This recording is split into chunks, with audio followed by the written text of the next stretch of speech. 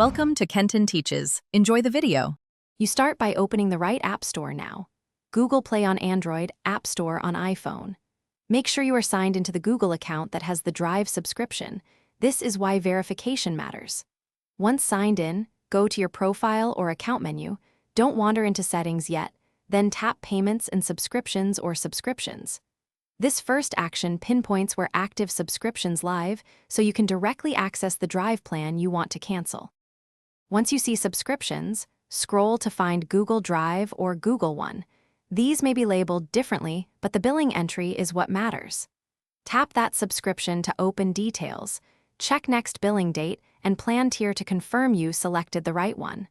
Then choose Manage or Cancel Subscription.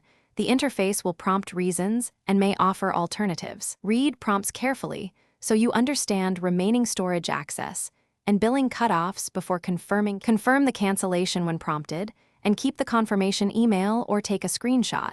You'll need proof if billing persists. Once done, make sure to check your Google Drive storage and backup files if you risk exceeding free limits after the paid period ends. This is why timing matters. If you can't find the subscription, switch accounts in the store or check family sharing. If issues continue, contact store support and have payment receipts ready for faster resolution. Thanks for watching. Please subscribe if this video was helpful.